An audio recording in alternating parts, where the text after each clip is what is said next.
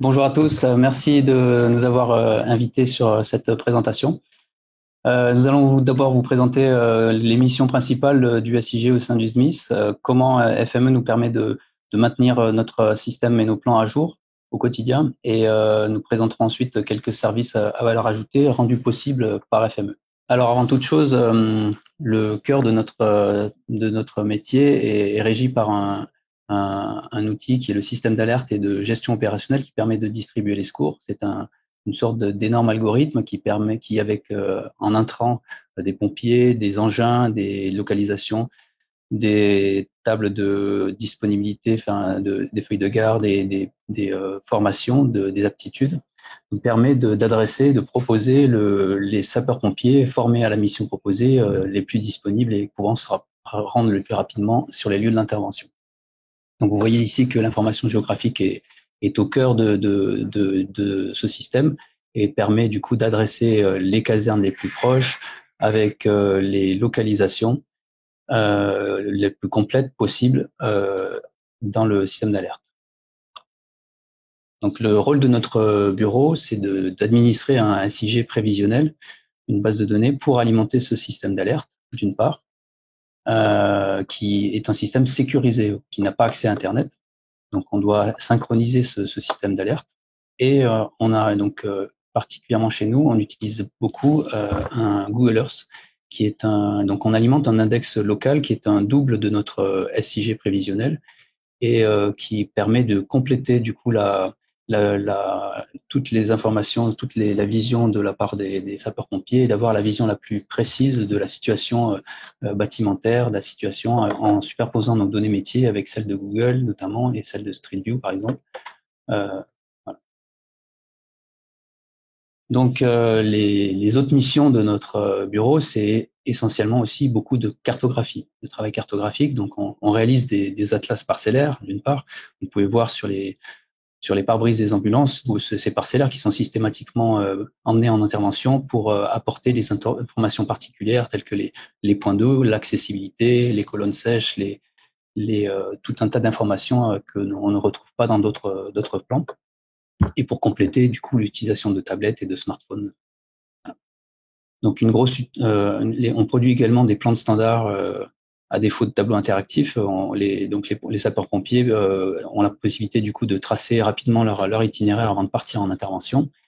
On produit des fonds de plans multi-échelles pour les outils numériques et des plans d'établissement répertoriés qui sont spécifiques sur des établissements et qui vont contenir les informations qui concernent les pompiers pour intervenir au mieux. Et une particularité également, c'est on s'occupe de la cartographie des plans RSEC pour le compte de la préfecture dans le cadre du SDMIS.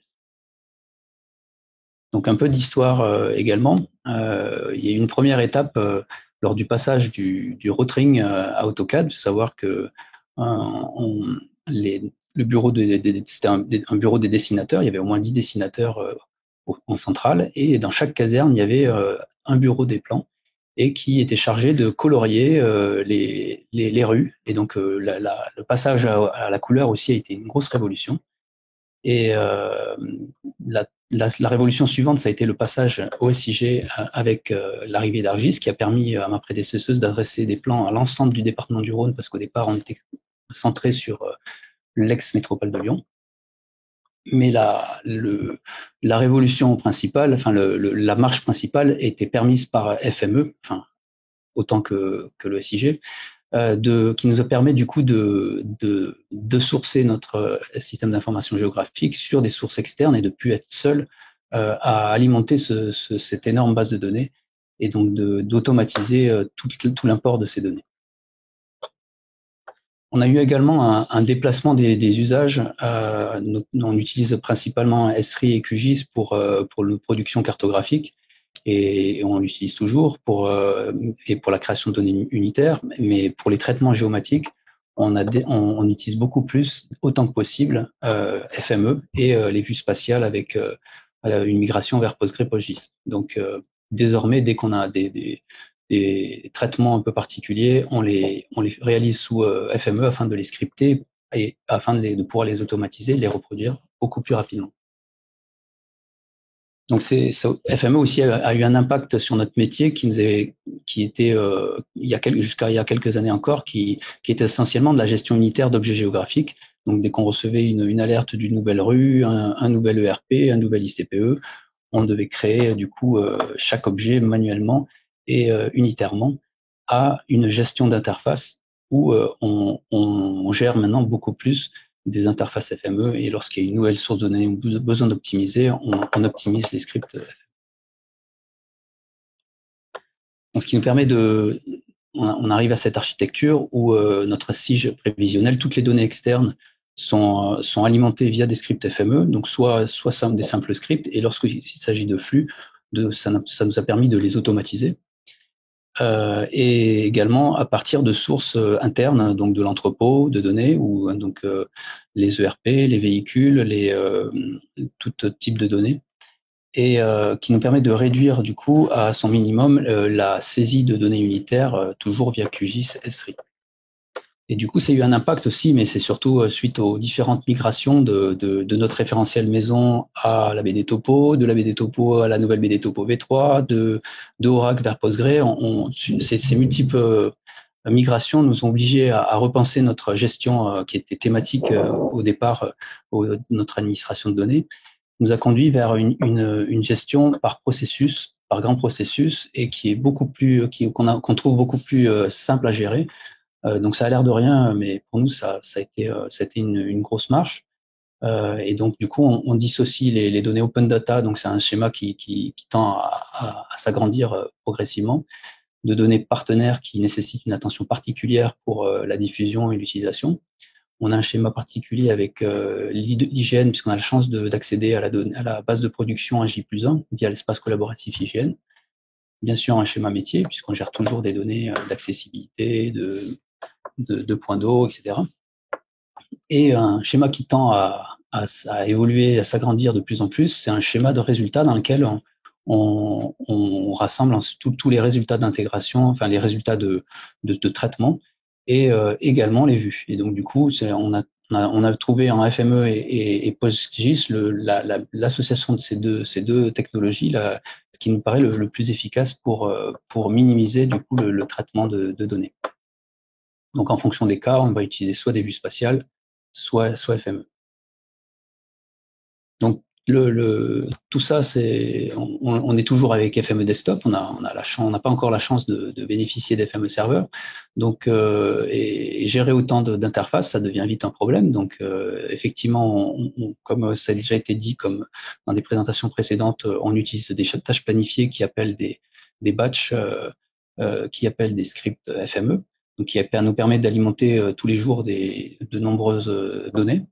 On arrive vite à un problème et on a mis en place du coup, et ça c'est une petite astuce qui nous permet de faciliter notre gestion, c'est de maintenir à jour une table de suivi des interfaces. C'est comme une table de métadonnées dans laquelle on va renseigner la date de mise à jour, le chemin du script, le chemin des données sources, le nombre d'objets, de façon automatique, et de piloter du coup toutes nos interfaces au jour le jour.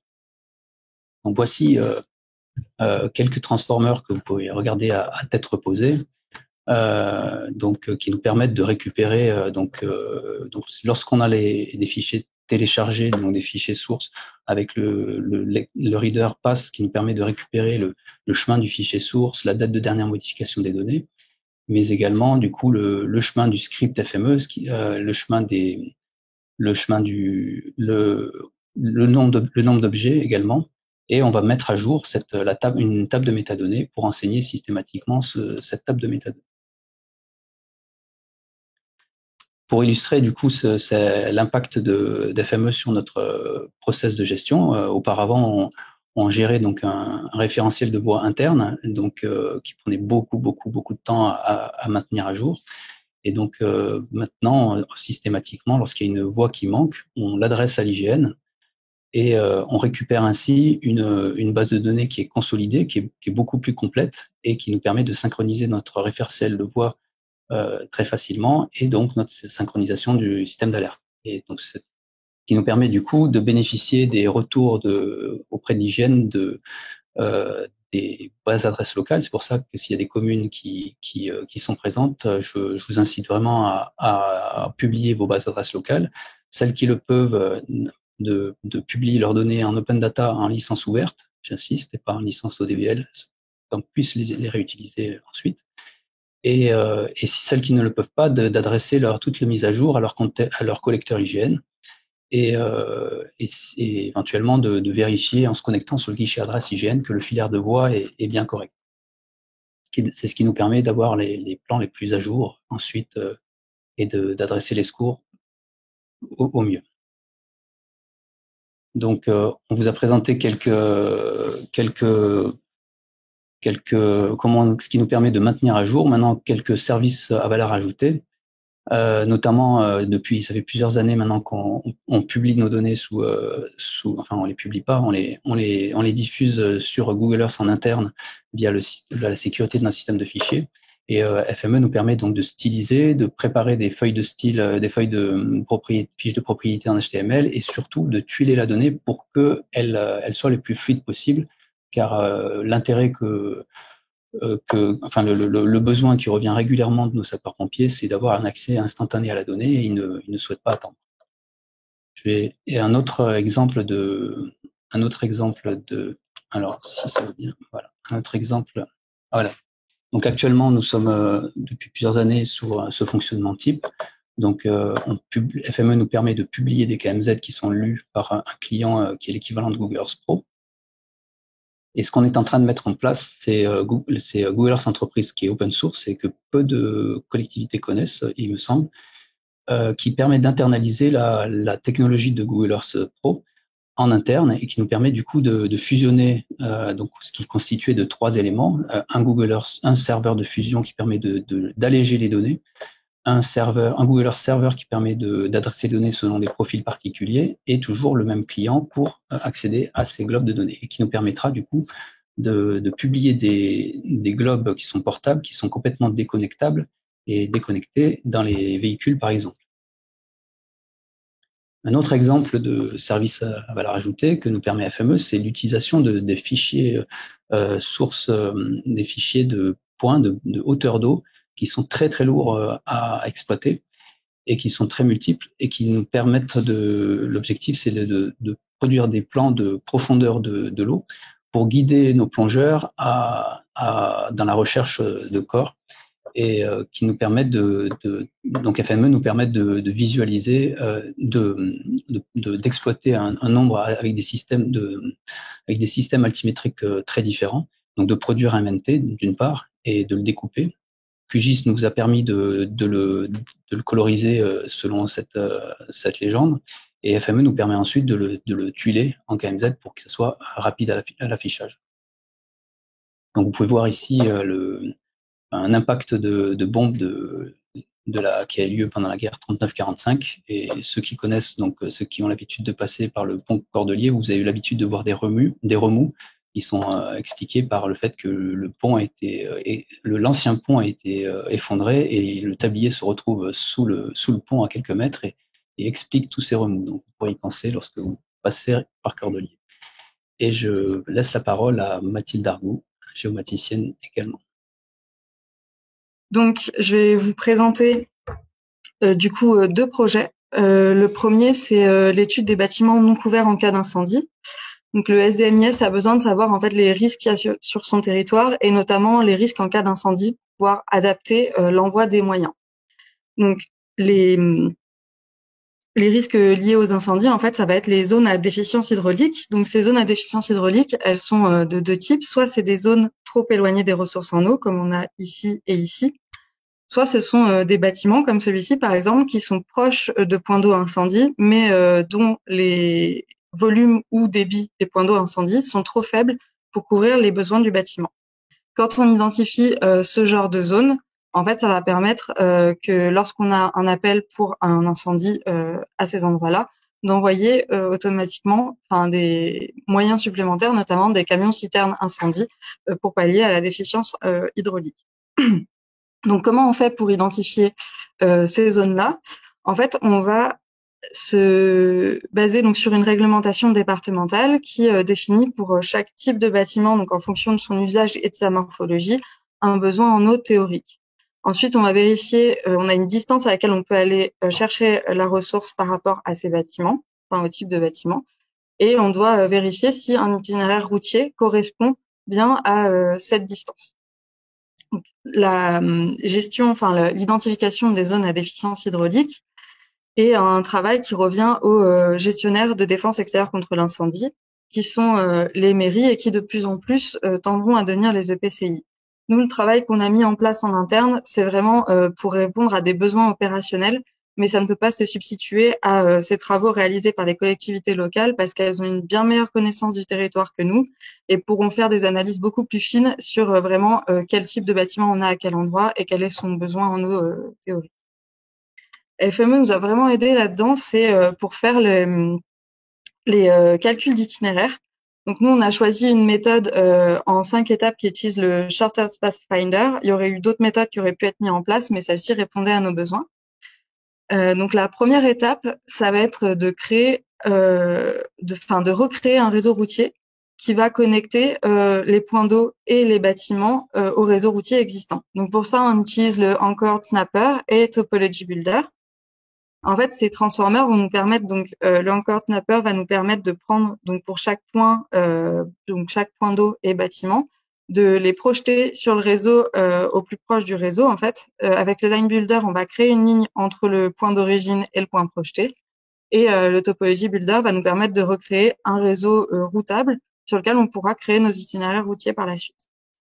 Donc une fois qu'on a créé ce réseau, on va utiliser le Neighbor Finder qui va nous permettre en fait de déterminer déjà si à vol d'oiseau les points d'eau sont dans la distance réglementaire par rapport au bâtiment. Ici, on fixe une distance réglementaire de 200 mètres, donc on voit que nos points A, B, C sont bien dans cette distance. En revanche, le point D ne sera pas exploitable parce qu'il se trouve à 210 mètres. Donc le Neighbor Finder va vraiment nous permettre de créer une liste de tous les points d'eau avec le bâtiment et de savoir la distance qu'ils ont à vol d'oiseau. De là, on va pouvoir créer avec le Line Builder une ligne qui va de notre bâtiment au point d'eau ciblé. Et du coup, en fait, la création de ces lignes, c'est un prérequis pour utiliser le Shortest Path Finder. Et quand on regarde ici, on a besoin de 2 éléments en entrée, donc notre network qui est le réseau qu'on aura recréé grâce à Topology Builder et le From To qui sont ces petites lignes là entre notre point d'arrivée et notre point de départ qui va permettre à FME de recréer le réseau routier, l'itinéraire routier sur le réseau. Donc une fois qu'on a créé ces itinéraires avec le Shortest Path Finder, on va pouvoir voir la distance qu'ils font et là vraiment cibler quels points d'eau sont accessibles selon la distance réglementaire par les itinéraires routiers. Donc dans le cas présent, par exemple, notre point d'eau B qui avait une distance de 180 mètres à vol d'oiseau se trouve à 350 mètres par distance routière. Donc on ne pourra pas l'exploiter dans nos calculs. Donc là, en fait, on va se limiter sur notre point A et notre point C. Et enfin, on termine en fait avec l'utilisation de Statistic Calculator qui va nous permettre, lui, de reprendre donc nos points d'eau qui sont donc dans les distances réglementaires et d'associer, d'additionner leur débit. Et donc là, en l'occurrence, on a 60 mètres cubes pour le point A et 30 mètres cubes pour le point B. Donc on a 90 mètres cubes au total. On va comparer ces 90 mètres cubes avec un travail qu'on aura fait en amont donc de classification des bâtiments. Pour chaque bâtiment, on aura donc affilié son type, savoir si c'est une habitation, etc. Ce qui nous permet de déterminer son débit théorique. Donc on vérifie si ce débit théorique correspond au débit qu'on aura déterminé comme étant présent à proximité du bâtiment pour voir s'il est bien couvert ou non. Donc ça, c'est vraiment juste un élément du script, mais le script est beaucoup plus grand et fait beaucoup de choses en plus du calcul d'itinéraire. La seconde chose que nous permet FME qui est très intéressante, c'est la mise à jour de nos données. On a deux phases de mise à jour des données. La première, c'est une phase trimestrielle. En fait, on a à peu près de façon trimestrielle une grosse mise à jour des bases de données IGN, notamment des bâtiments et des réseaux routiers. Et donc, en fait, en fonction de ces mises à jour, on va recalculer l'ensemble, on va relancer l'ensemble de nos scripts. Donc, la classification des bâtiments, leur affilier un débit ou un volume théorique, et puis identifier s'ils sont couverts ou non. Ça, pour le faire sur la totalité du Rhône, ça nous prend 25 heures. En fait, on a 425 000 entités à peu près à traiter sur le Rhône, donc c'est très long. Et nous, le problème, c'est que tous les jours, on a des modifications sur nos points d'eau. Et ces modifications, ça peut être une modification sur leur positionnement, mais ça peut aussi être une modification sur leur débit. Et ça, c'est deux choses qui peuvent impacter sur la couverture d'un bâtiment. Donc, on a besoin de maintenir nos données à jour de façon quotidienne en fonction de ces mises à jour points d'eau. Du coup, on a mis en place un script FME qui pioche dans la base de données les points d'eau qui ont été mis à jour dans la journée, qui ensuite sélectionne donc les bâtiments dans les 800 mètres autour de ces points d'eau, parce qu'un point d'eau peut impacter sur la couverture d'un bâtiment jusqu'à 800 mètres en fonction de son type. Et on exécute donc ce script toutes les nuits, et on met à jour nos données donc seulement sur les bâtiments à proximité des points d'eau qui ont été mis à jour.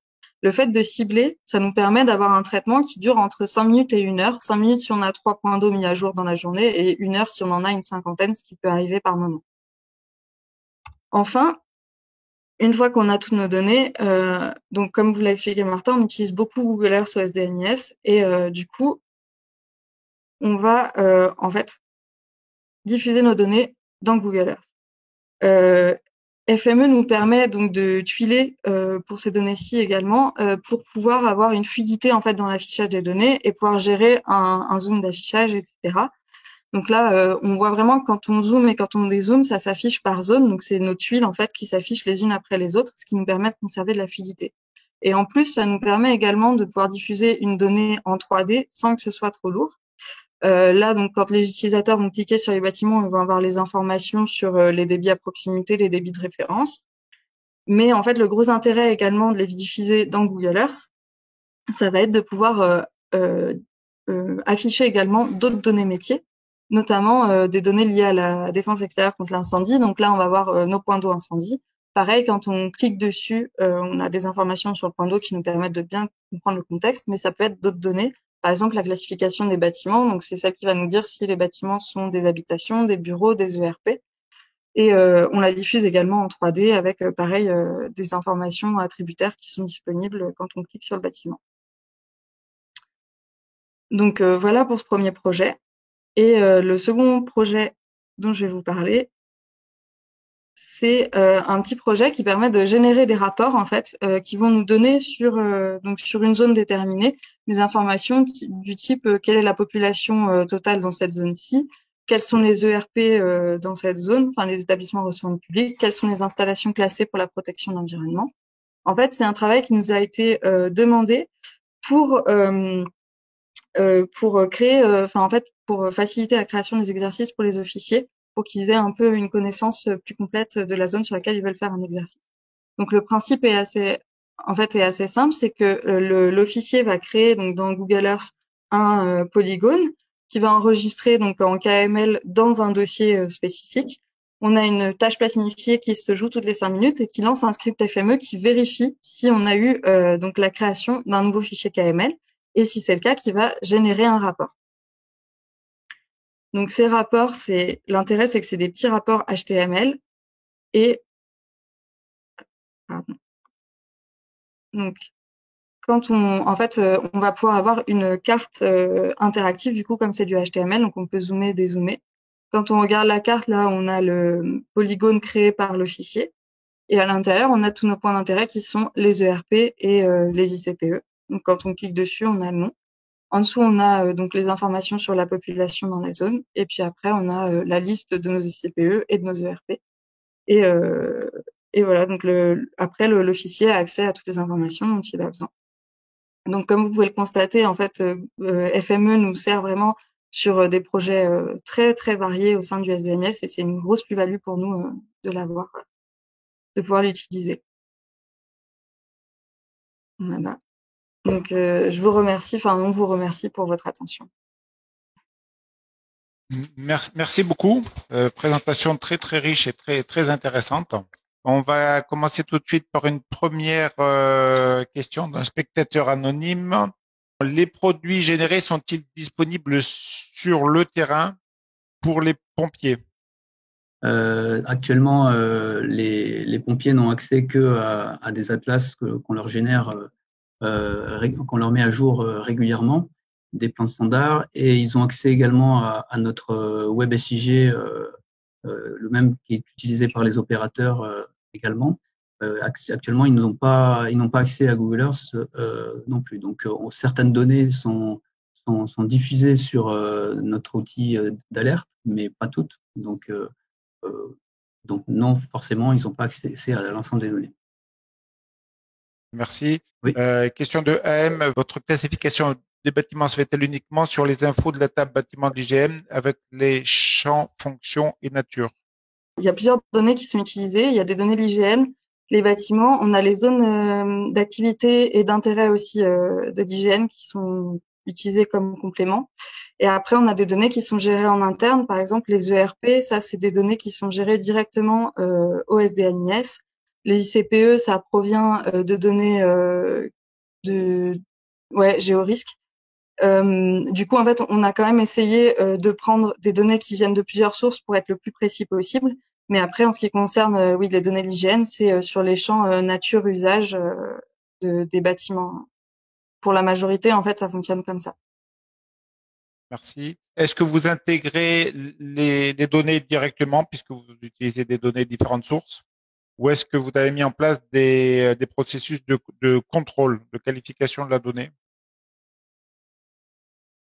Oui, on a bien sûr, pour synchroniser notre référentiel routier, par exemple, on a tout un tas de contrôles. Après, pour la géométrie, on contrôle, on fait confiance à l'IGN, mais on a mis en place différents stades de contrôle. Mais on fait globalement confiance à la source de données, et on n'hésite pas à transmettre les mises à jour pour permettre toute correction.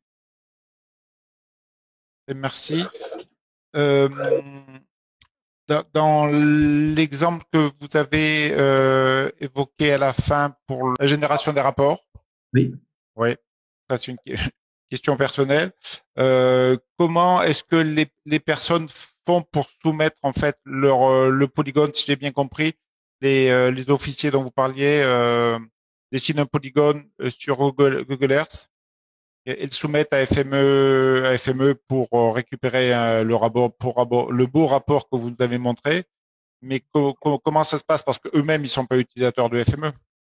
Voilà, effectivement, FME Servers permettrait d'être beaucoup plus interactif. Donc, on est obligé de passer par une tâche planifiée qui va lire en permanence un répertoire dans lequel on va déposer un fichier géographique qui pourrait être un shape également, hein, ou qui pourrait lire un WebSIG autre. Nous, on a fait le choix de proposer la création d'un KMZ et qui est lu régulièrement. Après, c'est un projet qui est assez récent, qu'on n'a pas encore rendu opérationnel auprès du centre de traitement d'alerte et Codis, mais qui vise à effectivement demain être utilisé opérationnellement, puisque c'est des questions que se posent en permanence nos officiers sapeurs-pompiers. Question de Pierre Baudin. Êtes-vous satisfait de Google Earth en point de sortie? Devez-vous explorer d'autres alternatives? Alors c'est surtout nos utilisateurs qui le plébiscitent, et par rapport à son utilisation et sa simplicité d'usage. Et c'est aussi en termes de rapidité d'affichage comparativement à une version sous navigateur qui a tendance à faire chauffer le navigateur et créer des ralentissements. Mais donc effectivement, on n'a pas trouvé plus efficace pour l'instant. Mais donc oui, on a testé les possibilités d'ArcGIS en 3D, mais c'est pas encore au niveau. Merci beaucoup pour votre présentation. Merci de votre invitation.